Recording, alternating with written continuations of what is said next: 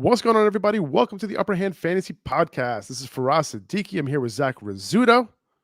Appreciate you guys joining us today. We're going to go over Week 7 waiver wire rankings. We're going to go over some streamers. We're going to go over all that. But first, Zach, how you doing, man? Not awesome. Last night was just so boring. Again, from fantasy perspective. Like once Russell Wilson looked good to start. It was like promising for about a quarter, and then it just fell off. I think he opened the game 10 for 10 for 100-some yards and a touchdown, was it? Like, it was perfect. And then the rest of the game, nothing happened. Like, those were the stat lines for the game. Nobody scored literally hardly any points. The second half, his first half stats, he ended the game with the same exact stats. It's just a ton more incompletions, pretty much. He just hurt his completion percentage. It was just another rough primetime game for the Broncos. We had hopes that maybe it would be good. We're gonna say is Russ washed? Is it over for him? It's looking like it. It's looking like it. He's not the same Russ he was in Seattle. And actually, we kind of saw a little bit of the regression, maybe age catching up to him, I think, towards the end of last season, where everyone blamed the dysfunction just on, like you said, Pete Carroll and, Seahawks being a bad team. So it's looking like it was more maybe of a Russ problem, because Seahawks are not bad right now. Yeah, and I'm pointing at myself because yeah. I was pounding the table. Like, how can you get rid of Russ and keep Pete Carroll? How can you do it? And it was like the most obvious thing to me, too. It seemed obvious. Yeah. But man, was I wrong. I thought he could have bounced back last week.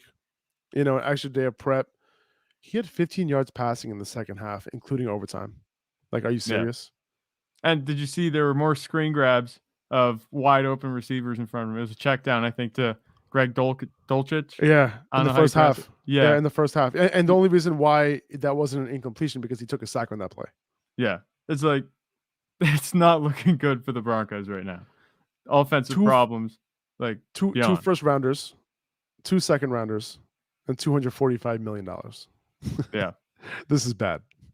This is not good. Yeah, I don't know what you're doing for the Broncos right now. All fantasy talk aside, this is just rough for Denver. I'm sure Steve is, rolling in his sleep. Fantasy guys, he's a Broncos fan. At first, Javonte Williams goes down. Now this, it can't be. He can't be happy.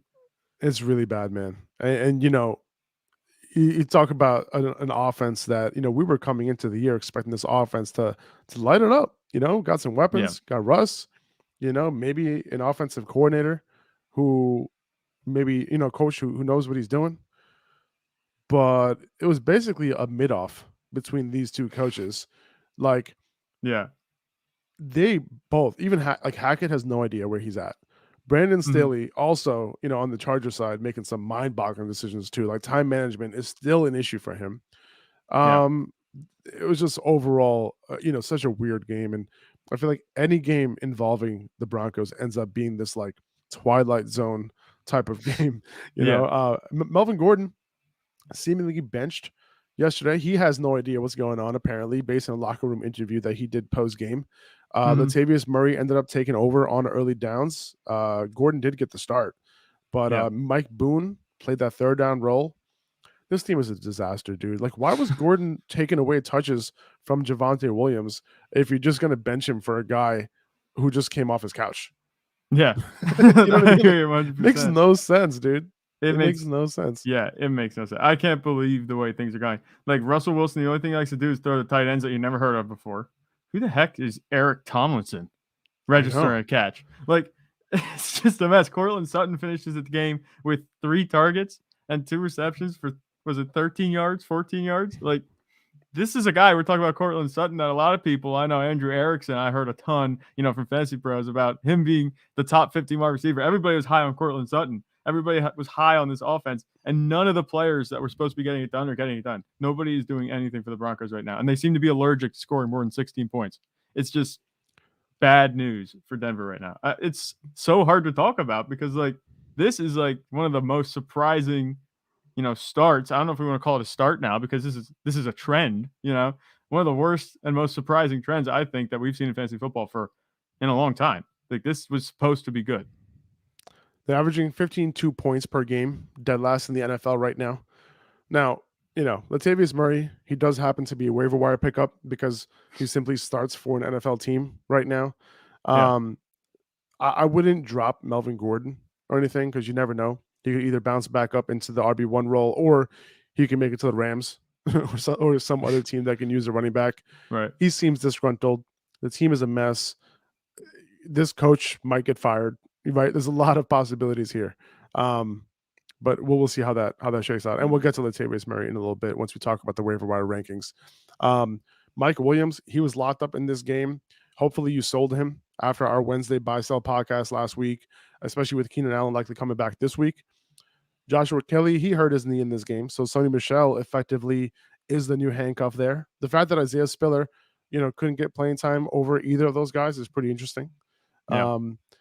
And Greg Dulcich made his debut. He caught a touchdown, ran the most routes among any Broncos tight end. He's worth keeping an eye on, but this offense is so inept. It's like I don't even want to pick him up, even though he was one of my favorite tight end prospects coming out in this draft. He looked really good. His numbers really were eye popping coming into the league, and I was very interested. Albert O was inactive this game, so it's his show. It's going to be Greg Dulcich's show, and that's in his first game coming back. He was able to do what he did, so he's worth paying attention to. But listen, this offense is just bad right now. Yeah, you can't rely on anybody in this offense at all. Bye weeks this week: Bills, Vikings, Eagles, and Rams. So you might need to pick up some players, to fill in this week. So let's get right into the waiver wire rankings, man. Let's do it. Yeah. Rondale Moore at number 1 here. We've been talking about Moore for weeks, right? And now with the Hollywood Brown injury, Moore looks like he's guaranteed a solid target share for the foreseeable future out of the slot. Yeah. So, big preference to roster him in full PPR leagues since his ADOT is relatively low. But he's probably my favorite pickup this week. Yeah, he really has to be, with the injury to Marquise Brown. He's the clearest option that's going to get more work in the Cardinals offense and, across the league right now. It's not anywhere near the priority of like a Kenneth Walker pickup, but, he should definitely be somebody. If he's sitting on the wire, I would throw some fab at him because he can produce for you pretty well. He did get a lot of targets last week too, with Marquise Brown playing part of the game. So Kyler Murray's obviously going to be looking his way. We have yet to see the Cardinals offense look good. They've been stuck in neutral. Arguably, the Cardinals offense has looked better than Denver's recently. If the Cardinals are in neutral, then Denver's in reverse. But Rondale Moore, he should be a good pickup. Yeah, Michael Gallup here at number 2. He's seen 22% target share over the last 2 weeks, and Dak is coming back this week, it seems like. So, yeah, Gallup's a very talented player. He's running full route participation, and he is the number 2 target behind CeeDee Lamb right now. Right. And then I think this is just a little nugget that I can throw out there because I am a Cowboys fan and I watched this game. The last time Dallas played Detroit, Michael Gallup had himself a big game. So, if you could pick him up, he could be an instant starter, I think. You don't want to just base it on that. But Dak Prescott will be back. Dak Prescott tends to distribute the ball very well. Michael Gallup should be a guy that should be rostered, definitely. We've had him on the waiver wire list along with Rondale Moore, I think, since like week 2. So if you don't have him yet, go get him.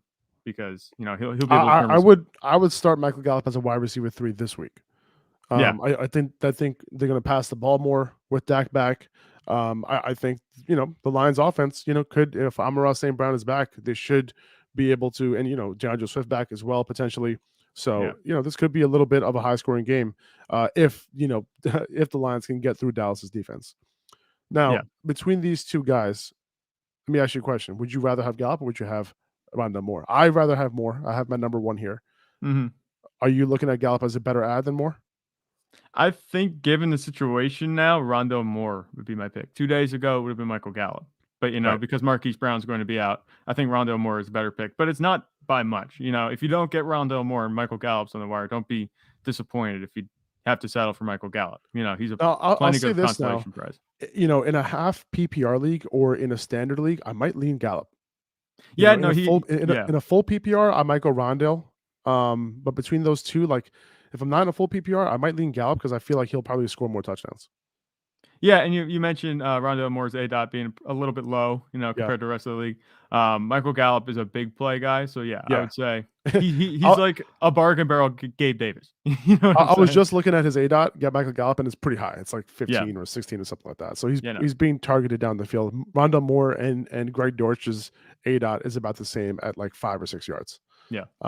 So a lot of passes near the line of scrimmage. Rondale Moore, if I'm in a full PPR league, I'm cool. If I really, really need a receiver, I'm cool dropping like 15, 20%. If I need a wide receiver 3. Michael Gallup, I'll probably drop around 15%, something like that. I think that's fair. I mean, I'd even shoot. I'd be surprised, like I said, Michael Gallup is on the waiver. I'd shoot for 10 because I think if he's on the waiver, then people are really undervaluing me. Maybe you could get him at a little bit of a bargain price. It's possible. I mean, there is news that Dak is coming back, so maybe that's gonna maybe we'll see. The good thing about this though, like you bring up a good point too, because he's been like quote unquote underperforming. Like he hasn't put up big numbers, right? So because of that, you're right. You might not have to spend up for Gallup, but just be careful with that. Whoever has Hollywood Brown, if they just lost him, so Gallup could be, if Gallup was on your waiver wire, you best believe they're going to go after him. Yeah, and it's interesting. You talk about Rondale Moore and Michael Gallup. Rondale Moore's I think he's a clearer pickup, but he might be in a worse offense now than Michael Gallup with Dak Prescott coming back. Hopefully, the Cowboys offense can get back to looking like it did last season. Obviously, it didn't look very good in week 1. That was against the tough Bucs defense. I think this one should be a good spot for the Cowboys offense to get right. And we've been saying this about a bunch of teams, offense should get right this week. Offense should get right this week. Denver, Arizona, it hasn't happened. So hopefully, Dallas could break that mold. And Michael Gallup could end up being actually a really good steal if you could get him on the waiver wire. We have Alec Pierce here at number 3. Indy is passing the ball more. And, Pierce is a second-round pick who's producing. He's averaging close to 70 yards a game over his last 4. He's being targeted down the field. He has more air yards than Michael Pittman this year. And you got to remember that this is, his first few games of his career. So there is room for improvement here. Pierce, someone that I wasn't too high on coming in to the league, but he's shown that he belongs, and he just got the game-winning touchdown this past week. And I feel like if they're going to continue to pass like they've been passing over the past couple of games in terms of volume, and also in neutral game scripts, they also have been passing a little bit more. That might have to do a little bit with Jonathan Taylor being banged up. Yeah. But Alec Pierce is somebody that should be on rosters right now. Yeah, I like Alec Pierce. He's kind of settled in as the number 2 behind Michael Pittman. I think that's actually opened up a different dynamic and allowed Matt Ryan to kind of settle in a little bit more in the Indianapolis offense. It's only good news. I think Alec Pierce, they obviously trust him. They chucked it up to him with 20-some seconds left in the game. He's a focal point of the offense, and he should continue to produce. If he scores a touchdown each week, I think we're looking at a low end, maybe wide receiver 2, high end wide receiver 3. I like him. 100%. Wan'Dale Robinson here at number 4. He came in this past week. He made his first start. Actually, no, he didn't start the game, but he received 16% target share. Okay. He only ran 11 routes and he had 16% target share. He got 34% targets per route run. And he was targeted 4 times. And when you compare that to guys like Darius Slayton and Marcus Johnson, who each ran 24 routes, they got targeted 3 and 4 times.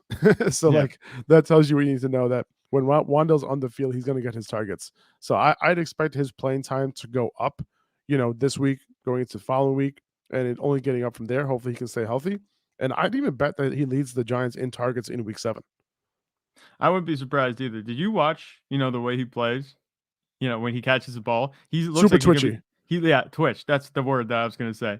He looks like he's electric. It looks like he could be able to do a lot after the catch. I don't want to say he reminds me of Tyreek Hill, but his change of direction is like ridiculous. So I think I wouldn't be surprised if he ends up being a big part of this Giants offense moving forward. He might unlock the passing game a little bit. It's been quiet through the air for New York through these first few weeks, but I think getting Wan'Dale Robinson back will be huge. They drafted him in the 2nd round. They obviously had an idea of how they wanted to use him. We didn't expect him to go that high. I think you had him as a projected 4th or 5th round pick in your rookie kit or something like that. So it was a bit of a surprise seeing him go that early, but that's usually indicative of how they plan to use him. I think they're going to use him a lot. So he's one of my priority pickups this week. Yep. Gus Edwards could come back this week. I have him here at number 5. According to John Harbaugh, so he has been practicing, by the way, for a couple weeks now. And Harbaugh did say that he could make his debut this week. Yeah. Now J.K. Dobbins is also banged up, right? He might not even get a full workload if he does come back this week. So I think it just makes sense to grab Edwards, whether if he's available on the wire right now, whether you're planning on starting him or not, because like whether Dobbins is hurt, banged up right now or not, Dobbins is probably going to be at least the number 2 behind Dobbins, right? And depending on who is looking better, you never know. Like one can get touches over the other, and Gus Edwards could get touches over Dobbins because Dobbins hasn't looked amazing. He hasn't looked like himself, and he's getting nicked up a little bit, like his knee. Yeah. Hopefully there's no swelling in his knee. We don't want that, and we don't know what the extent of that injury that he had was. He said it just was tightening up. I don't know what that means. So we'll see what those reports are this week if he's able to play or not. Yeah, for the Ravens backfield, it's looking like it's going to be a game by game thing. Whoever has the hot hand, that's who's going to be getting the ball. Last week it was Kenyan Drake. Before that, it was J.K. Dobbins. I wouldn't be surprised if once Gus Edwards rotates in, that he'll be getting some carries and be looking good. At this point, it's tough to pinpoint one running back to start each week. It's going to come down to just, like I said, whoever has the hot hand. Maybe, John Harbaugh's just spinning a wheel in the locker room and deciding whoever it lands on is going to get the carries. That's what it seems like at this point. But Gus Edwards, he's actually a pretty good running back when he is on the field. He's just missed a lot of time. I don't have a problem with picking him up at this point, especially with J.K. Dobbins being a little banged up. If he ends up missing time, Gus Edwards could see a little bit more work because the fewer heads in the backfield, the better. In terms of fantasy production, it'll be much more easy to identify who's going to be getting those carries. So Gus Edwards, I like him at 5. Yeah, I think eventually it's going to be J.K. Dobbins and Gus Edwards, and that's it. And then Mike Davis, Kenyan Drake, and the guy who I keep forgetting his name, Justice Hill. They're always going to be like they're going to be like. I would assume Mike Davis would just get cut once Gus Edwards is good to go. I'm surprised he's still on the roster at this point. But I don't want to crap on Mike Davis, but I'm just surprised the way that he's been used. I don't see how he's contributing to the 53-man roster. I think it's literally only because these guys get hurt, right? Justice Hill had a hamstring injury over the past couple of weeks. Keep an eye on that. That's the reason why I don't have Kenyan Drake here in the top 10 because I don't trust him. Like, especially if Gus Edwards comes back this week. Now, if there's no Gus Edwards this week, there's no Justice Hill, and there's no J.K. Dobbins, sure. You can play Kenyan Drake as an upside flex play. That's what I'll say. And you never know because Mike Davis could potentially take 50% of that work. You never know, right? Also, in this past game, when J.K. Dobbins was out, Mike Davis got 2 of the 3 goal line snaps. Okay, so keep that in mind. Now, he didn't see any snaps, but when it was goal line time, he was on the field. Yeah. So, you got to keep all that in mind. Potentially, yes. Rachaad White, I have my number 6. He's going to continue to be here. He's one of the best handcuffs in fantasy football. He's a ticking time bomb, league-winning type of player sitting on your bench. Just grab him, put him there, don't touch him. Yeah, this is like, the alert that you get every week, just your weekly reminder to pick up Rachaad White if he's there. There's not much else to say about it. We did kind of determine with Leonard Fournette getting the bulk of the carries these past 2 weeks that he is a handcuff pretty much, and that's it. He doesn't have much standalone value. But he's the handcuff, like you said. He's league winning, where it could be a situation like it was with Kenneth Walker if Leonard Fournette would go down. 100%. Now I have Robert Tonyan here as a pickup at number 7. His route participation kept rising throughout the season, and he's finally at a threshold where you should feel comfortable starting him. He ran a route on 76% of Aaron Rodgers' dropbacks on Sunday. It led to 12 targets. That's a 27% target share. And, given you never know which wide receiver is going to come through for you on the Packers, there's not a lot of constants on the Packers. If this route percentage does not go down for Robert Tonyan, I think Tonyan can be the constant in the passing game. Yeah, I like it. He's one of the remnants of what's left that Aaron Rodgers has been used to throwing to. Obviously, he missed a little time. Was it last year or the year before?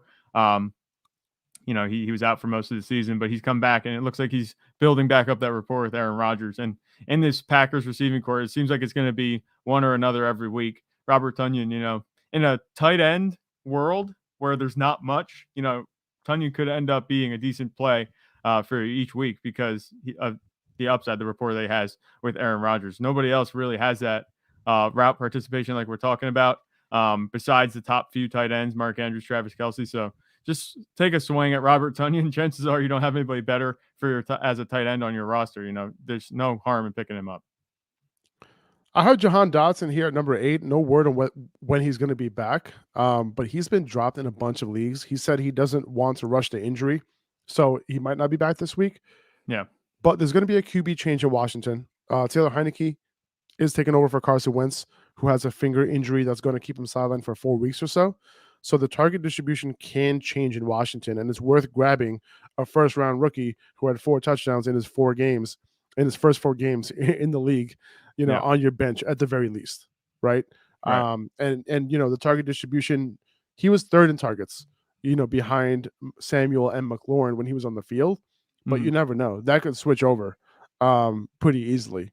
So, and even if he doesn't, like he has a nose for the end zone. He's been above double-digit fantasy points in 4 of his 5 games played.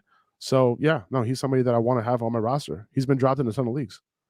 Yeah, I'd be surprised if he's been dropped. The way I view Jahan Dotson might not be the way the fantasy community overall views Jahan Dotson, but I wasn't, he might miss a little bit of time, but I wasn't ever going to drop him because he looks like the guy that I kind of expected him to be, just a solid receiver. And like you said, he has a nose for the end zone. He scored a bunch of touchdowns.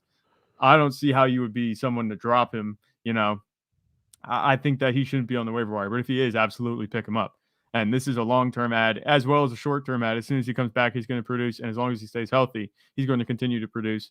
I wonder if Sam Howell is going to see the field at all, with Taylor Heineke coming in. I don't think Taylor Heineke is going to, show out and really just like inspire confidence that he's going to be able to guide them through this Cooper Rush-esque, But I think that if Sam Howell goes, and maybe Jahan Dotson could build a connection with him. It's 2 rookies coming in. I'd like to see that. Yeah, I would as well. It doesn't seem like that's going to be the case. Kind of reading the tea leaves of what they've been talking about. But if Taylor Heineke really struggles, then I could see that happening for sure. Right. We mentioned Latavius Murray. I have him here at number 9. Melvin Gordon got benched. Murray took over on early downs. Doesn't seem extremely permanent to me. The offense is bad, and that's why Murray isn't higher on this list. But if you need a running back start for this week, I think Murray is probably the top ad. If I knew Gus Edwards was playing this week, maybe it would be him. It would probably be him. But if I need it for this particular week, it would probably be Latavius Murray. Yeah, he's a short-term ad, short-term fill-in. I don't think Latavius Murray is going to continue to get these touches. I don't like the offense, and I don't like targeting players on bad offenses, really, especially on waivers. It depends if you're running fab or if you're running just rolling waivers. Like if you have priority, that's a thing.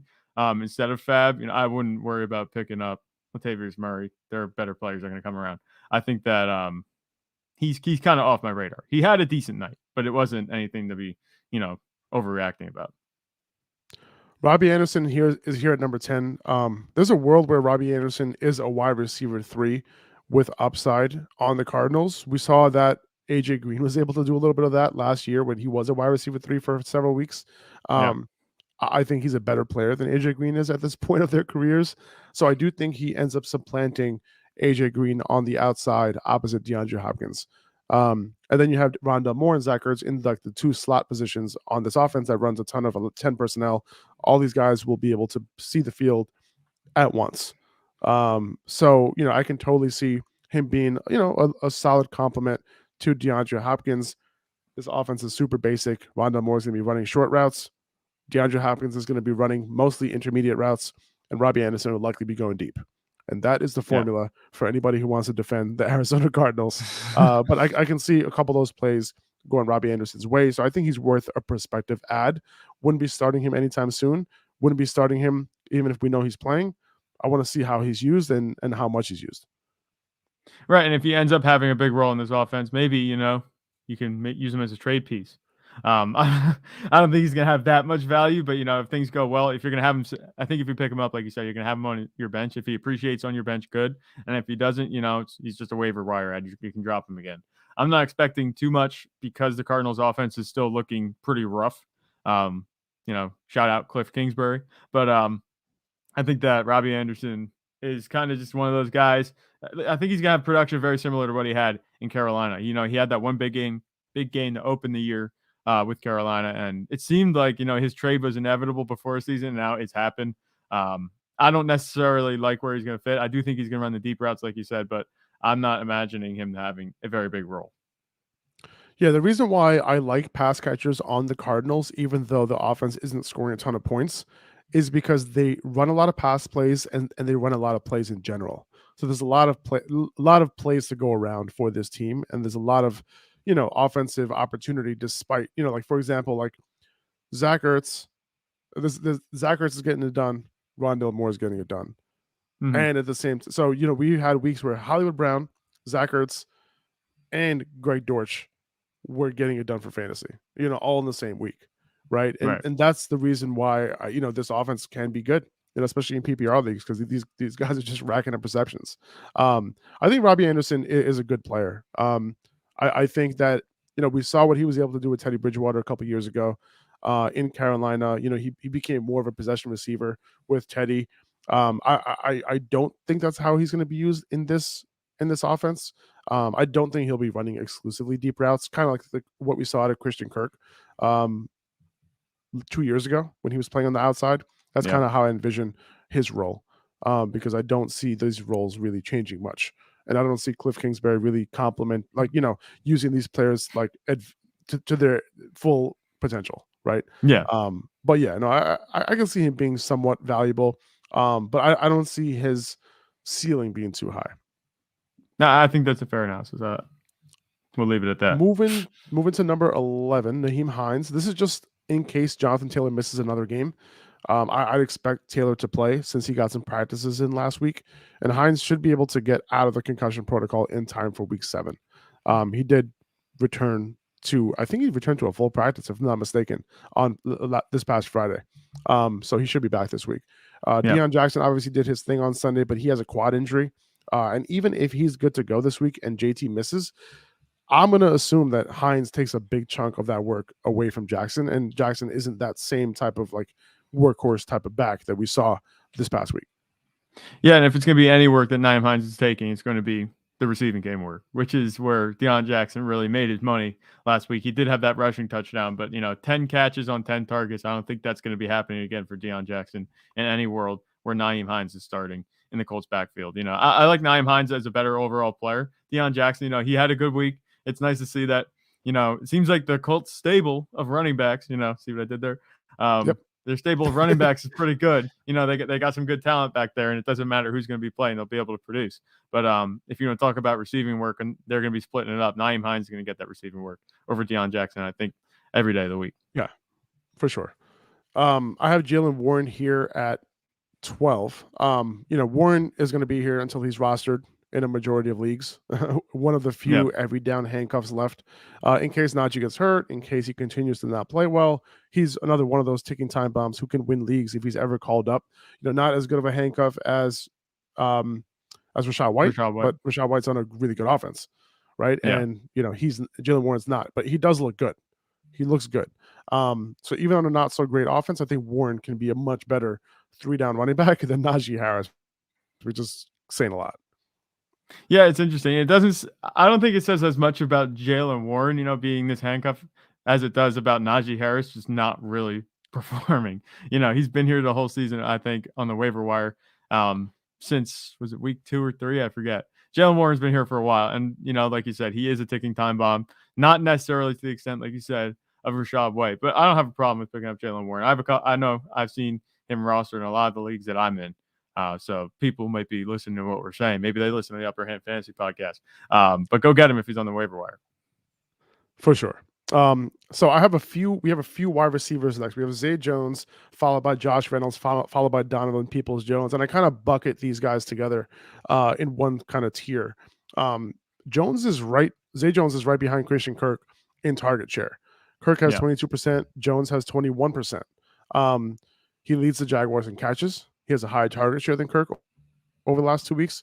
He only caught 5 balls this past week, but no other wide receiver saw more than 5 targets.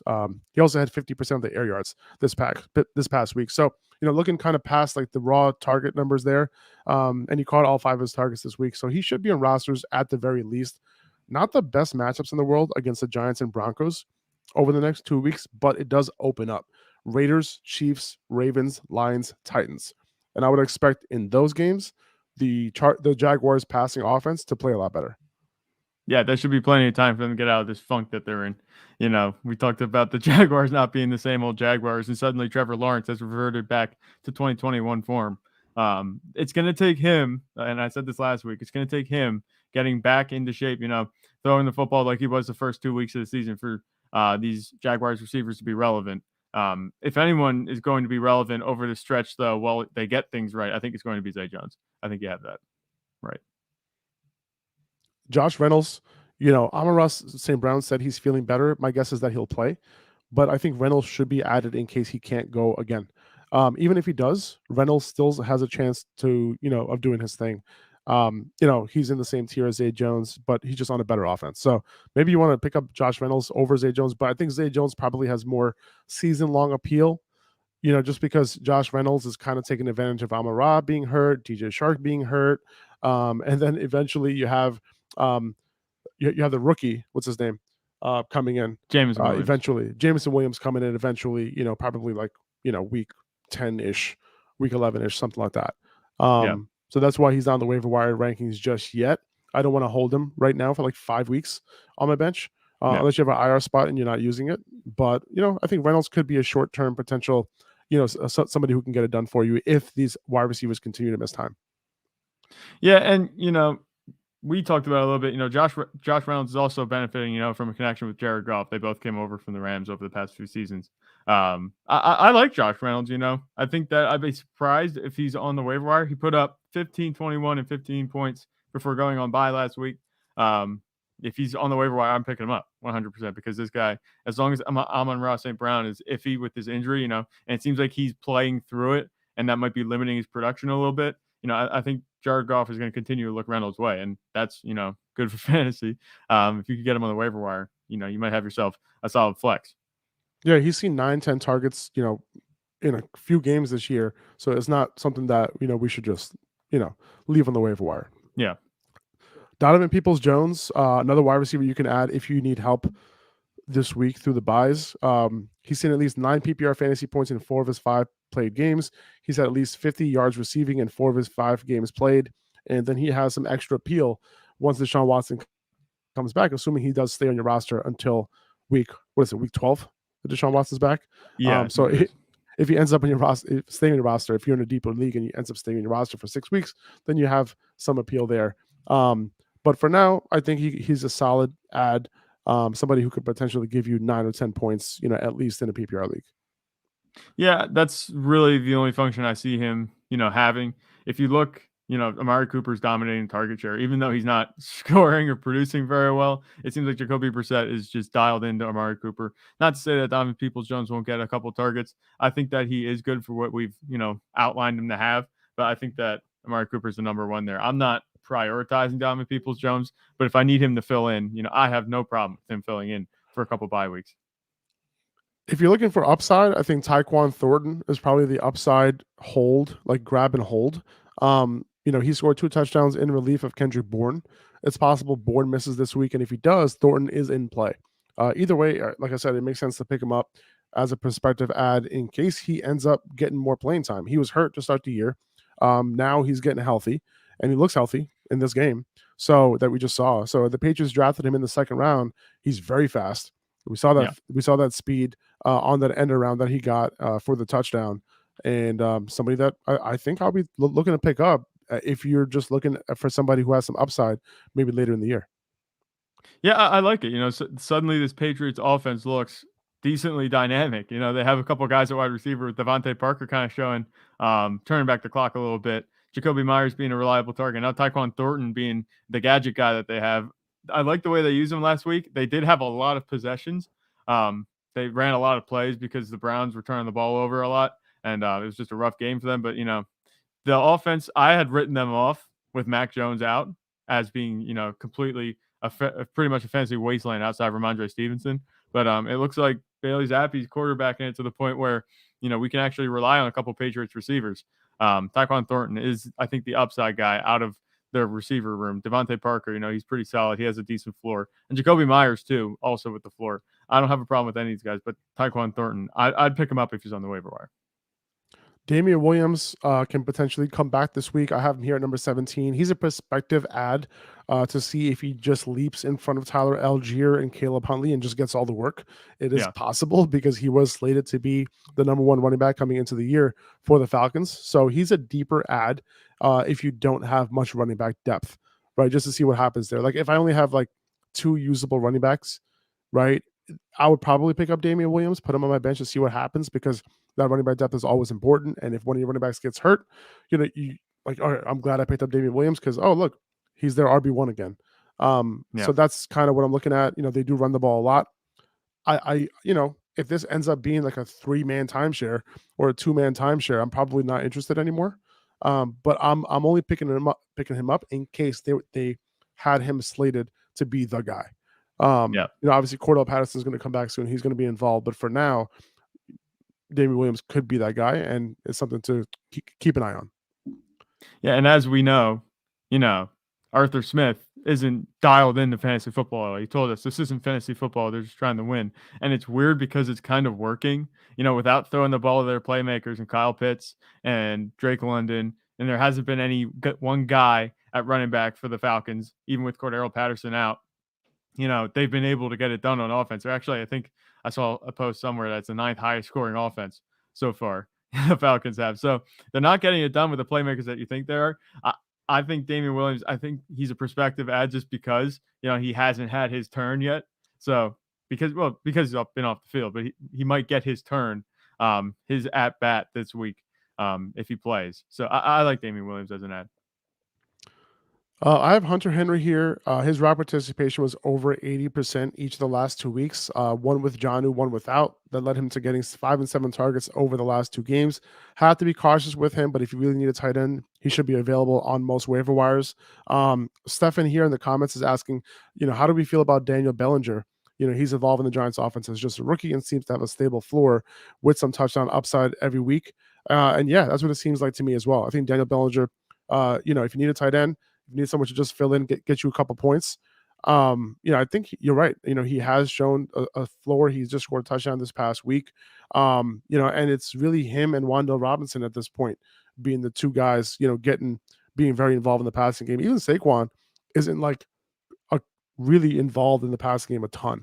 He's getting a few targets every game, but I was expecting Saquon to potentially be getting like 6-7 targets a game, honestly, coming into the year because they just didn't have anybody, right? But that's not the case. But that's a really good point by Stefan. Appreciate you, man. And then I have Kyren Williams here at number 19.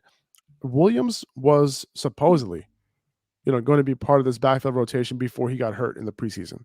So with Cam Akers done with LA, Dale Henderson, not showing anything so special, Williams can have some appeal once he's back off of IR. So he's a stash right now. You're likely going to have to keep him on your bench for a couple of weeks before he can do anything for you, but there's a little bit of an opening potentially in this Rams backfield right now. Yeah, I don't think that the Rams are too happy with where they're at running back right now. Obviously, Cam Akers are shopping him, so he's kind of out of the picture. And Darrell Henderson, they've had him. He's been a decent fill-in for them, but he's not a game-changing running back. I thought that maybe he'd be a bigger factor in the offense this season, but that hasn't been the case because the offense just doesn't look the same. I think Kyren Williams, anybody really has an outside shot of getting some work in this backfield. I think it would be wrong to write Kyren Williams off. He might be a little bit, but take advantage. We're telling you to get him now. Go get him now, and then reap the rewards later. I don't think the Rams move for a running back at this point. At the trade deadline, there are a couple of reports saying that the Rams are interested in Christian McCaffrey, but I don't think they have the capital to make a move like that, and I don't think they're interested in signing anybody. Not signing anybody, trading for anybody that's not going to be a higher impact player than Darrell Henderson. There's not many players. Now, if the Rams would go get Kareem Hunt, I might change my tune. But as of right now, Kyren Williams looks like a pretty good pickup. Wow, that would be nice. Wouldn't it? Can you imagine if Kareem Hunt went to the Rams? Yeah, that'd be nice. Imagine. Nice. And I think that's not completely out of the realm of possibility. I don't think that Kareem Hunt is a guy that's going to be, a couple first round picks like the Panthers want for Christian McCaffrey. No, you could probably get him for a fourth. You could probably get him for a 4th rounder. Yeah, so that would be interesting, I think, to see if Kareem Hunt maybe gets moved because he hasn't been playing very well. He had a good, I think, first week, with the Browns, but he hasn't been playing very well. He hasn't been getting many touches. Actually, I think he was out touched by Dearness Johnson last week. So just something to keep on the radar, especially if you're a Kareem Hunt manager. Things could get better if he would move. And I think now that I'm talking about it, the Rams might be an ideal destination. Zach just convinced himself on the podcast that he should be looking into more Kareem Hunt shares. He needs to be. I think he needs to be moved to Los Angeles. Kenyan Drake, I have him here at number 20. We talked about him. The only way I'm going to play him this week is if J.K. Dobbins, Gus Edwards, and Justice Hill all don't play. That's pretty much when I'm going to play Kenyan Drake at this point, despite him having a big game last week. All right. That's it, man. So Jared brought up what about Cade Otton? Obviously with Cameron Brate's injury, it does make sense to pick up Otton as a prospective ad. He could see a high route participation, with Brate out, and we've seen Brady, target tight ends on this offense. So I'm perfectly fine picking up Otton. It seems like he does need a fourth target, behind, Godwin, behind Mike Evans, behind his running backs. So I think Otton could have a role, especially in the red zone.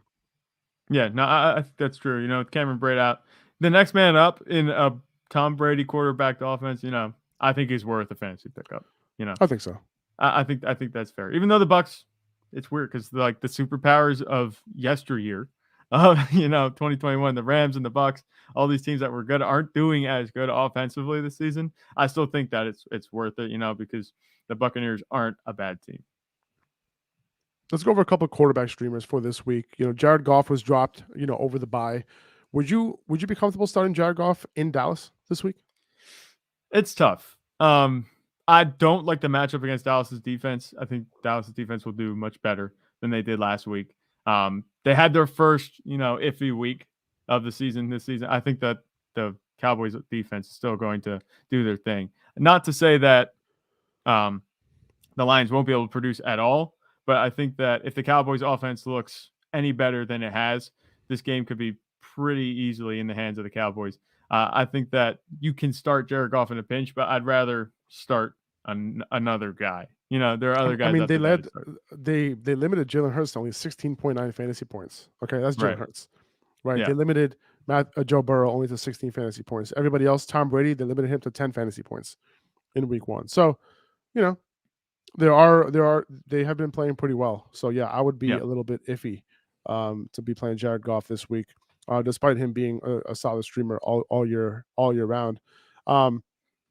If it happens to be a shootout, then Jared Goff might have a little bit more value. I don't anticipate that, but if the Cowboys offense looks good, then there's a chance that they might be playing catch up, negative game script the whole game. For sure. Jimmy Garoppolo going up against Kansas City. I think he is a solid streamer in this game. We saw him give it all, the target distribution was very top heavy. George Kittle, Brandon Ayuk, Deebo Samuel this past week when they were trying to catch up in a good matchup, and they all did their thing. And Jimmy had a decent day in terms of fantasy. This week, going up against KC, very similar situation here where they're going to probably be down because 49ers defense is banged up. So I can see Patrick Mahomes putting up some points, and they're going to have to throw the ball. So I can see them having a good day, all those receivers, as well as Jimmy G.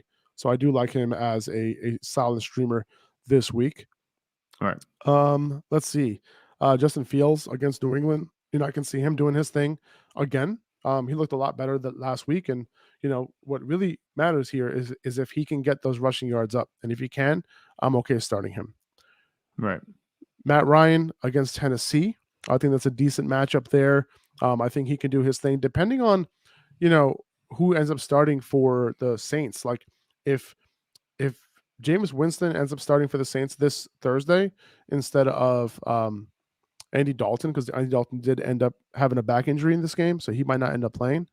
Keep an eye on that. I don't know if I love him just because he's going to be out Michael Thomas. He's going to be out Jarvis Landry. He's just going to have Chris Olave pretty much. So I'm not, and he's going to have Kamara obviously. So he's an okay stream for me. But once those guys come back, that's when I really like the New Orleans quarterback situation. Yeah. And that's about it. Marcus Mariota, he's been getting it done for you, so you could play him.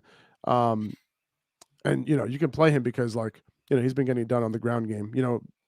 The one time we recommended Marcus Mariota this year, he didn't go off. He had a terrible game. Yeah. So, but it is what you get. It's what happens when you're trying to stream quarterbacks. Sometimes it doesn't work out. Jacoby Brissett going up against Baltimore, he could have a good day just because, Baltimore secondary, they've been playing better over the past couple weeks. But, you couldn't really tell how good they looked last week, against that team. But I think his weapons are going to have some in this game, Njoku and Amari Cooper and Donovan Peoples-Jones, where I think he can throw up 2 touchdowns and 275 yards or something like that. And that'll be a good enough day for a streamer for you. Yeah, he's been a relatively serviceable, quarterback since taking over. He hasn't really left you out to dry outside of last week. He came in with a single-digit fantasy performance. But outside of that, I think he's had 14 points every week. So he's a good fill-in for now. I would say so. A couple defensive streamers I like. I'm okay playing New Orleans against Arizona this week. I am okay playing, let's see, looking at who's available, who's, less than 50% rostered. That's about it, honestly. Oh, yeah. I like Miami against Pittsburgh at home with Mitch Trubisky most likely starting this week. That's true. That could be a good one. And you know what? This little sneak. The Jets at home against Denver. Kind of like that one. Yeah, I kind of do too. The Broncos have confirmed that they're no good. It's funny because if you look at the projected points, the Jets are one of the lowest. Yeah, for this week, but I kind of like them.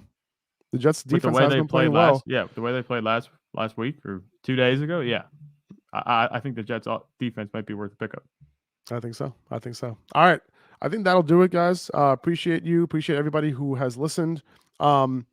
Thanks for listening to the podcast. Really appreciate all the support that you guys have been giving us. The podcast has been growing a little bit because of you guys.